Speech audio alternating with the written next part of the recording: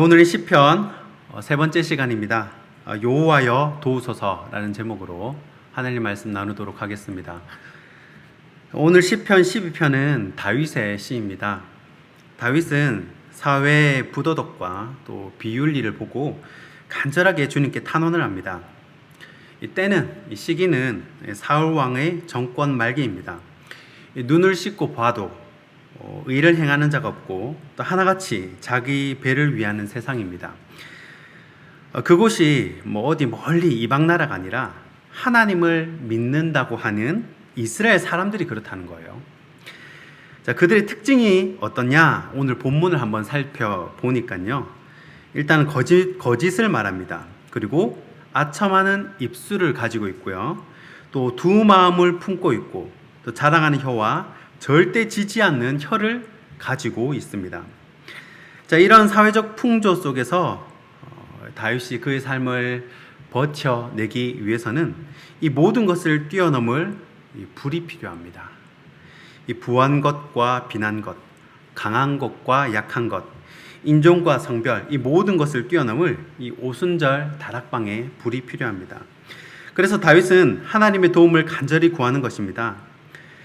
자, 그렇다면 이 주님의 도움을 구하는 우리의 자세는 어떠해야 하겠습니까? 그리고 다윗이 구하는 도움은 어떤 도움이겠습니까? 이 다윗이 구하는 도움, 첫 번째는요, 함께할 사람입니다. 오늘 본문 1절 말씀입니다. 여호와여 도우소서, 경건한 자가 끊어지며 충신한 자들이 인생 중에 없어지나이다. 아멘. 지금 다윗은 굉장히 외로운 상태입니다. 함께 동역하고 함께 기도할 사람들이 끊어진 겁니다. 시대마다 가지는 큰 질병이 있는데 오늘날 우리가 가지고 있는 현대사회가 가지고 있는 가장 큰 질병이 바로 이 우울증이라고 합니다. 우울하고 이 외로운 감정은요, 인간이 느끼는 고통 중에 하나입니다.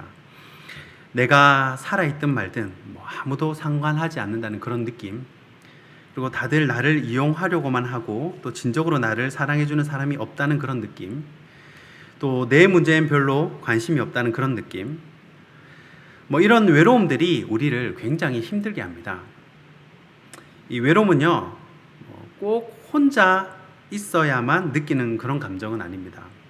이 관계나 넓이의 문제가 아니라 이 깊이의 문제가 있는 경우가 있다는 거예요. 주위에 얼마나 많은 사람이 있느냐가 중요한 게 아니고 이 한 사람 한 사람과 우리가 얼마나 이 진실한 관계를 맺고 있는가가 중요하다는 거예요.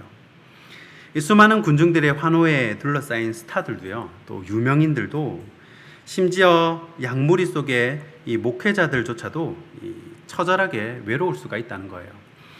1960년대 세계 최고의 스타였던 이 엘비스 프레슬리가 외로움과 허무함을 이기지 못해서 일찍부터 이 불면증과 우울증에 시달리다가 결국은 마약 중독으로 세상을 떠나게 됩니다. 이 돈이 많아도 이 외로움의 문제를 해결하지는 못하는 것 같습니다. 이 억만장자 하워드 휴저가 이 자기의 생의 마지막 10년을 아무도 믿지를 못하고 이 기관총을 든 보디가드들에게 둘러싸여가지고 외로운 섬에서 쓸쓸히 보내다가 죽었다는 것을 보면요, 부자도 외로움에는 어쩔 수가 없구나라는 것을 느끼게 됩니다. 결혼하면 외로움이 사라집니까? 우리가 외로워서 결혼을 하지만 또 외로워서 이혼하는 부부들도 많이 있습니다. 어찌 보면 너무 바빠서 힘든 것보다, 사람이 너무 많아서 힘든 것보다 이 군중 속에서 느끼는 고독이 훨씬 더 힘듭니다. 우리를 만드신 하나님께서 이 외로움의 문제를 누구보다 잘 알고 계셨습니다. 하나님 자신이 성부, 성자, 이 성령의 이 삼위일체 공동체로 이렇게 존재를 하셨습니다. 그래서 사람이 혼자 있는 것이 좋지 못하다라고 그렇게 말씀을 하셨습니다. 이 히브리어로 혼자 있다는 말은 불완전하다라는 뜻이라고 합니다. 남자가 아무리 혼자 잘 살 것 같아도요, 여자가 없으면 불완전하고요, 또 여자가 아무리 솔로를 고집을 해도 남자가 없으면 불완전하다라는 말입니다. 아무리 이 젊은이들끼리만 이렇게 세상을 잘 살아갈 수 있을 것 같아도 또 기성세대가 없으면 그것도 불안합니다. 우리는 혼자가 아닌 함께 있을 때 완전하도록 그렇게 하나님께서 창조를 하셨습니다. 하나님이 우리 영혼의 유전자를 그렇게 만들어 놓으셨기 때문에 우리가 홀로서기로 자꾸만 이렇게 하면 내 영혼이 힘들어지고 피폐해질 수가 있다는 것이죠. 골리앗도 쓰러뜨리고 또 사자와 곰도 믿음으로 쓰러뜨린 다윗이 지금 힘든 이유가 바로 이런 것이에요. 마음을 나누고도 함께할 동역자가 없다는 것입니다. 이 현대의학도 이 사실을 뒷받침하고 있습니다. 외로운 사람들은 보통 사람들보다 심장마비, 위궤양, 정신병 같은 생명을 위협하는 질병에 걸릴 확률이 훨씬 더 높다고 합니다.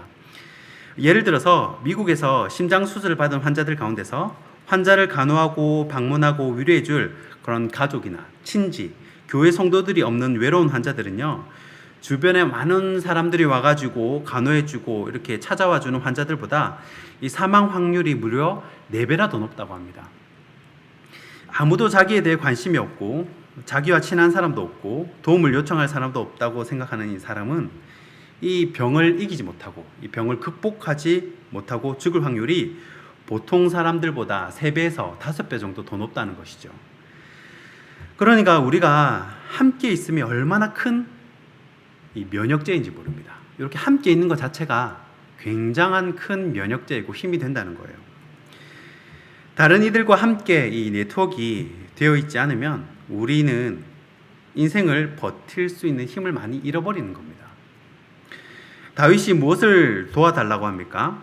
주변에 정말 마음을 터놓을 사람이 없고 또 그렇게 믿을 만한 경건한 사람이 없다는 것입니다. 그래서 하나님께 도움을 구하는 겁니다. 여러분, 함께 있는 것이 힘입니다. 우리 부산 신성교회 믿음의 공동체에서 주님 안에서 서로를 돌아보고 꽁꽁 하나로 뭉칠 때 면역력도 올라가고 또 문제를 이기는 힘도 더욱 배가 될 줄 믿습니다. 다윗이 구하는 도움 두 번째는요, 순결한 믿음입니다. 오늘 본문 6절 말씀입니다. 여호와의 말씀은 순결하며 흙 도간 위에 7번 단련한 은 같도다. 아멘. 자, 우리에게는 도간 위에서 7번 단련한 믿음이 필요합니다. 여러분, 하나님의 불을 확실히 체험해 보셨습니까? 믿는 자라면요, 이 주님의 불을 체험해 보아야 합니다. 도간 위에서 7번 단련한 것과 같은 그런 순수한 믿음을 경험해 보아야 한다는 것입니다. 너무나도 강하고 분명한 하나님의 임재하심, 함께하심, 하나님의 역사하심을 의미합니다. 우리는 주님의 불이 필요합니다. 우리는 순결한 믿음이 절실히 필요합니다. 고린도후서 2장 15절에는요, 그리스도를 믿는 사람에게는 향기가 난다고 합니다. 어떤 향기냐면 마치 예수님 같은 향기가 난대요. 그 사람이 있으면 예수님 같은 향기가 난다는 것입니다. 보기에만 인상이 좋고 말만 친절한 것이 아니라 그 속에서 나는 냄새까지 예수님의 향기가 나더라라는 것입니다. 예수님께서 왜 바리새인과 제사장들에게 회칠한 무덤이라고 하셨습니까? 회칠한 무덤의 겉은요, 깨끗합니다. 잘 정돈되어 있고 너무 깔끔합니다. 그래서 이 멀리서 보면요, 아주 깨끗한 관광지 같습니다. 그러나 이상하게 가까이 가보면 이 회칠한 무덤에는 냄새가 납니다. 분명히 깨끗하고 깔끔한데 냄새가 나요. 여러분, 냄새가 나면 안이 썩었다는 증거입니다. 냄새가 난다는 것은 뭔가 문제가 있다는 거예요. 다윗이 처한 상황은 어디를 봐도 안전지대는 오직 여호와의 말씀밖에 없다는 것입니다. 여러분, 열왕기상 18장을 보십시오. 순결하지 못한 백성들이요, 이 하나님과 바알 사이에서 머뭇머뭇하는 것을 볼 수가 있습니다. 열왕기상 18장 21절입니다. 엘리야가 모든 백성에게 가까이 나와 이르되 너희가 어느 때까지 둘 사이에서 머뭇하려느냐. 여호와가 만일 하나님이면 그를 따르고 바알이 만일 하나님이면 그를 따를지니라 하니 백성이 한마디도 대답하지 아니하는지라. 하나님을 믿을 것인지 다른 신을 믿을 것인지, 하나님을 의지할 것인지 아니면 다른 것을 의지할 것인지 명확히 하라는 거예요. 머뭇 미적미적 하지 말고 확실하게 결정을 하라는 것입니다. 엘리야는 이 말을 누구에게 말하고 있습니까? 불신자들에게 말하고 있는 것이 아니라 이미 하나님께서 홍해를 가르시고 또 광야에서 불기둥, 구름기둥으로 인도하시고 만나와 이 메추라기를 내리셔서 먹이셨던 그런 역사를 가지고 있는 백성에게 말하고 있는 것입니다. 이 말씀을 오늘날 우리말로 바꾸자면 이미 교회가 어떻게 돌아가는지도 잘 알고 나름 은혜도 받아본 사람들에게 지금 이 말씀을 하고 계신 거예요. 믿는 것 같은데 믿지 않고, 순종하는 것 같은데 순종하지 아니하고, 의지하는 것 같은데 의지하지 아니하고, 나의 등 뒤에서 나를 돕는 분이라고 찬양을 하지만 늘 주님을 내 등 뒤에 두는 거예요. 내 의지대로, 내 뜻대로 살면서 언제나 뒤돌아보면 주님이 계시다고 하지만 그 주님의 의사와는 상관없이 내 인생의 길을 걸어간다는 것입니다. 기도하는 것 같은데 기도하지 않는 삶, 그런 삶을 청산하라는 것입니다. 그리고 도가니에 7번 단련한 은처럼 순결한 믿음을 가지라는 것이죠. 그런 순결한 믿음을 구하는 것이 바로 다윗의 요청입니다. 이 다윗이 구하는 도움 세 번째는요, 정직한 의인입니다. 오늘 8절 말씀입니다. 비열함이 인생 중에 높임을 받는 때에 악인들이 곳곳에서 날뛰는도다. 아멘. 자, 다윗이 어떤 도움을 구합니까? 곳곳에서 악인들이 날뛰지 않는 곳이 없다는 거예요. 이 비열한 사람, 능숙하게 거짓을 말하는 사람, 이 아첨하는 사람이 높임을 받고 이 속을 챙기는 세상 속에서 정직한 의인이 구원을 받도록 도와달라는 것입니다. 하박국 2장 4절에 의인은 믿음으로 산다고 합니다. 그런데 믿음으로 산다고 할 때 이 히브리 원어의 뜻을 살펴보면요, 이 견고함, 신실함, 성실함이라는 뜻이 있습니다. 그러니까 이 구절을 원어로 번역한다면 의인은 성실함으로, 의인은 견고함으로 살리라 라는 뜻이 됩니다. 여기에 해당하는 히브리어 단어가 처음 등장하는 곳이 출애굽기 17장 12절입니다. 이스라엘이 애굽을 탈출해가지고 이제 광야를 지나는 과정에서 르비딤에 도착을 했는데 아말렉이 이스라엘을 공격을 합니다. 여호수아가 군대 장관으로 백성을 이끌고 전쟁을 하는데 모세가 팔을 들면 이기고 팔을 내리면 전쟁에서 지는 거예요. 이 출애굽기 17장 12절입니다. 모세의 팔이 피곤함에 그들이 돌을 가져다가 모세의 아래에 놓아 그가 그 위에 앉게 하고 아론과 훌이 한 사람은 이쪽에서 한 사람은 저쪽에서 모세의 손을 붙들어 올렸더니 그 손이 해가 지도록 내려오지 아니한지라. 아멘. 자, 손이 내려오지 아니한지라, 이 부분이 성실함, 견고함이라는 히브리의 뜻이 있습니다. 이 개정 개혁에는 이 손이 내려오지 아니한지라라고 이렇게 번역을 했지만 영어 성경을 살펴보면요, 이 스테디, 그러니까 버티다라고 번역을 합니다. 모세가 팔을 들면 전쟁에서 이기고 또 팔을 내리면 전쟁에서 지는데 이 팔을 안 내리고 끝까지 어떻게 했다는 거예요? 버텼다는 것입니다. 그러니까 원어대로 다시 해석을 하면 해가 질 때까지 모세는 팔이 내려오지 않고 끝까지 버텼다라는 말이 됩니다. 그러니까 의인은 믿음으로 살리라 라는 이 말은요, 이 믿음이라는 뜻은 기본적으로 버티다, 견뎌내다 라는 뜻을 가지고 있는 단어입니다. 그러면 의인이 그 견딤, 버팀으로 살리라 라는 것은 무슨 말입니까? 이 하나님의 약속을 받고 하나님을 믿는 자는 그 약속이 더디 성취된다 할지라도, 내 기도가 빨리 응답이 안 된다 할지라도 그 말씀을 믿고 버팀으로 산다는 말입니다. 우리가 교회에서 사역자로 또 직분자로 섬깁니다. 그리고 식당 봉사로, 차량으로, 안내로, 교사로 여러 가지 모양으로 헌신하고 섬기고 있습니다. 그런데 이렇게 섬긴다고 뭐가 달라지는 것이 딱히 없는 것 같아요. 여전히 내 가정에는 해결되지 않는 문제가 있고 또 여전히 나의 자녀에게도 해결되지 않은 문제가 있습니다. 그러나 그리하실지라도 내 팔이 내려오지 않도록, 민족을 위해, 하나님을 위해 든 이 팔이 내려오지 않도록 끝까지 버티면서 인내하는 것이 바로 의인이 믿음으로 사는 삶이라는 것입니다. 이런 의미로 쓰인 단어가 이 부분이 한 군데 더 있는데요. 호세아서 2장 19절과 20절입니다. 제가 봉독해 드립니다.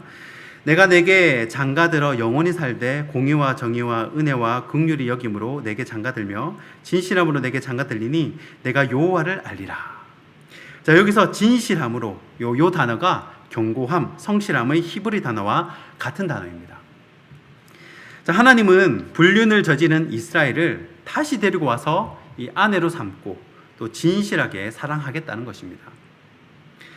이런 진실한 사랑을 보여주기 위해 하나님은 한 사람을 선택을 합니다. 그 사람이 바로 호세아죠. 그리고 온몸으로 그 일을 겪게 하십니다. 다시 믿어주는 거죠. 여러분, 하나님의 말씀을 믿고 하나님의 약속을 믿는 사람을 의인이라고 한다면 믿음은 그 말씀을 믿고 끝까지 버티는 것이 바로 믿음으로 사는 삶이라는 것입니다. 이 사울 왕의 세력은 굉장히 공고합니다.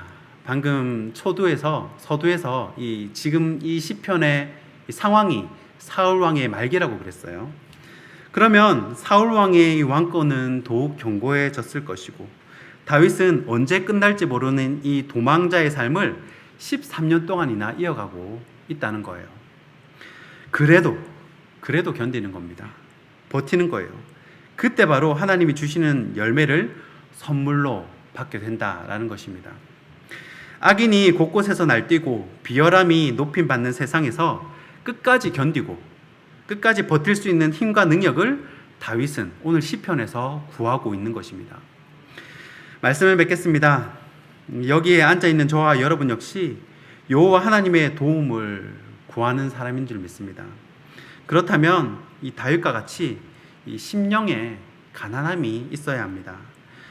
나는 마치 미문 앞에 앉은 거러지인 마냥 이 은혜의 동전 한 푼 던져주지 않으면 하루도 살 수 없는 그런 은혜의 거러지인 마냥 이런 간절한 마음으로 주님을 찾고 부르짖는 저와 여러분이 되길 주님의 이름으로 축원하고 축복합니다. 기도하겠습니다. 주님, 주님의 도움이 필요합니다. 하나님, 주님의 도움이 간절히 필요합니다. 멀리 있는 자 같이 마시고 숨어 있는 자 같이 마시고 주님, 이 시간 나를 찾아오시고 나의 약한 마음과 육신을 도와주시옵소서. 우리 가정을 도우시고 우리 자녀를 도우시고 우리의 믿음 없음을 도와주시옵소서. 예수님 이름으로 기도합나이다. 아멘. 이제는 우리 주 예수 그리스도의 은혜와 하나님 아버지의 사랑과 성령의 교통하신 은혜가 주님의 도우심을 구하는 이 자리의 모든 성도들 머리 위에 이제로부터 영원히 항상 함께 있을지어다. 아멘.